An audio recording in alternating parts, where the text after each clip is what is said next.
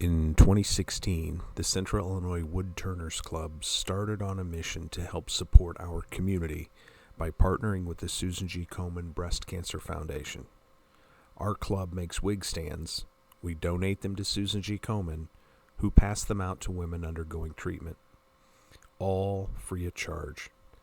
The design and decoration options are endless, ranging from the simple beauty of natural wood to any manner of paint, fire, carving, or material you can imagine. Sadly, although our club has donated just under 1,000 wig stands, the need continues to outpace our capacity to produce them. This video was requested by new club members who wanted to help but didn't have the expensive chucks that other turners used. The intent is to show how wig stands can be made using a simple faceplate, which comes with just about every lathe sold. In this video, we won't be showing how to turn the spindle portion of a wig stand, since that was covered in our last video. For this video, we're going to talk about faceplates. Here's a one-way faceplate the club has.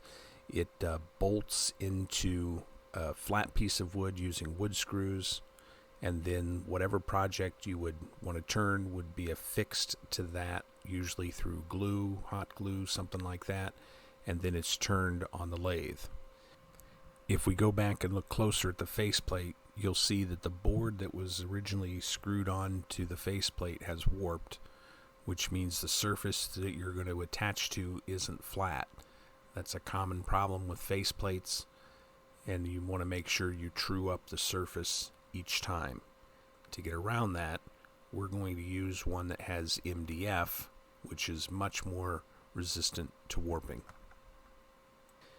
Faceplates come in a whole lot of different styles, a whole lot of different makes. Here's the one I'm going to be using. It's aluminum, not cast iron. It's much smaller, and I've attached it to a piece of MDF that I also use. You'll notice there's sanding paper on it, so I also use it sometimes for sanding things flat. I use it on the mini lathe, so I'll put the adapter on, put it on, and this is how we're going to be using the faceplate. We're going to start by turning the top of the wig stand. This is the curved piece that looks kind of like a mushroom head. Again, we marked the center on the top and the bottom, drilled one side. That's the side that the cone live center goes into to keep it sturdy. And then it's jammed up against the board attached to the faceplate so that it won't go anywhere. First thing we'll do is we'll true it up. You don't have to true up all the way to the board. You can true up the other half of the blank when we flip it over. So you'll see I'll stop. That way I don't take the tool into the MDF and the sandpaper. We'll also take the meat out of the bottom and put the little collar in so that we can leave a flat space for the spindle to rest up against.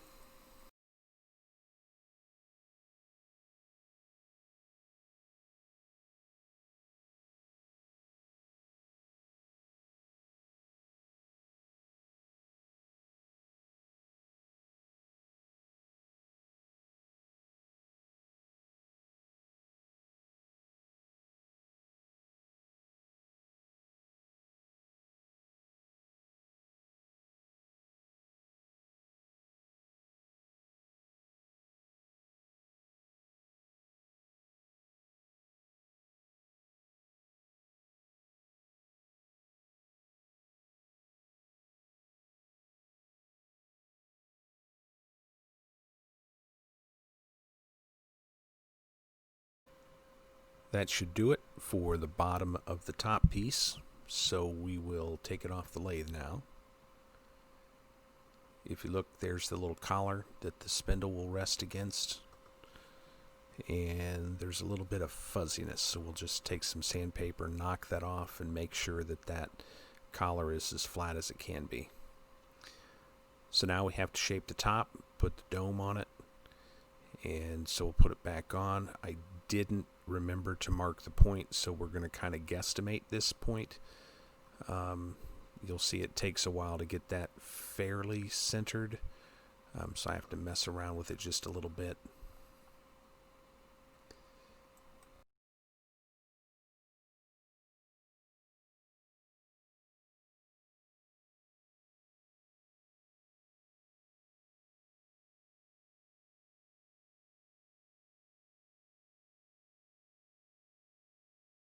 So we should be ready to go back to turning. This is the part we're going to round the edges off. And you can see where we didn't true the blank before. It looks really wonky, but that will all disappear when we start putting the curve on there. The other thing I would point out is using this method, you do still have the problem that you will have a dimple in the top of your wig stand where the cone center pushes into the wood. Couple options for that. You can either sand it out, you can make a more steep curve on your dome so that it leaves that dimple in a piece of wood that you remove, or you can fill it in with something, or you could take a small piece of wood and put between your project and the live center and let the dimple go into that small piece of wood. But if you do that, you'll still have some sanding and some shaping to do on the very top of your piece.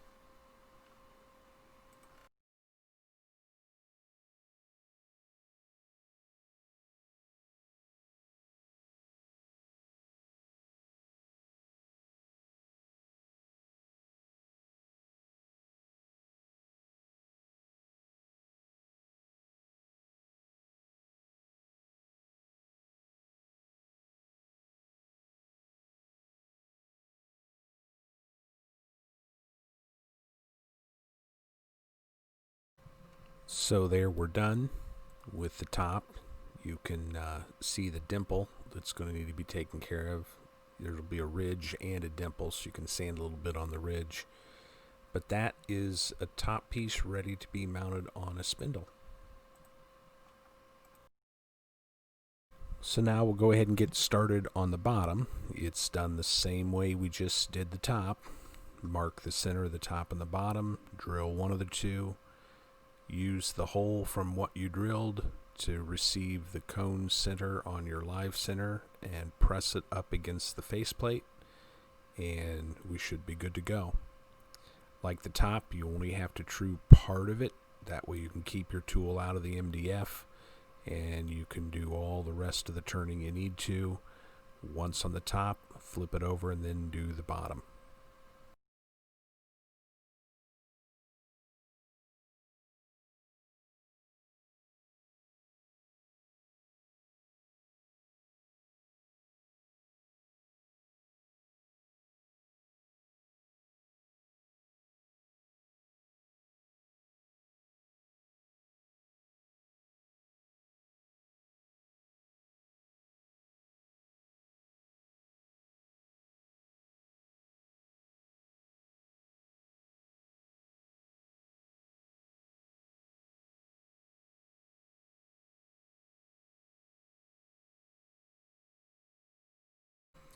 That should do it for the top side of the bottom piece.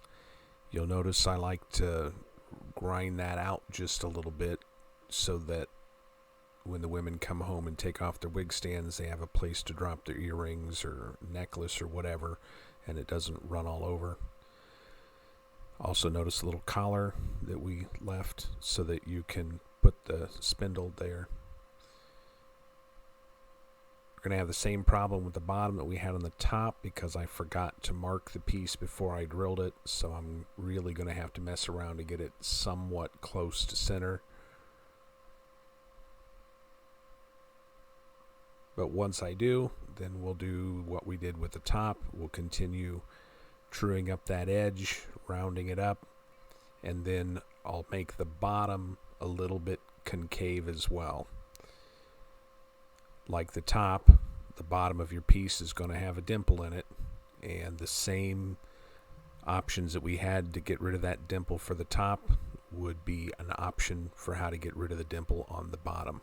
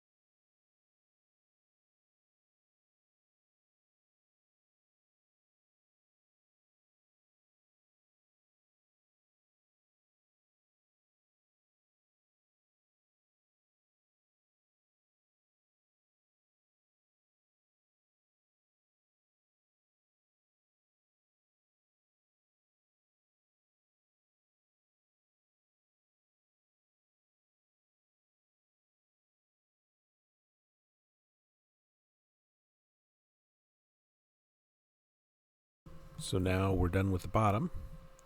Go ahead and take it off, and you can see there's that same dimple with the part that has to be removed. But overall, it's a finished piece. All done with a faceplate, no chucks required.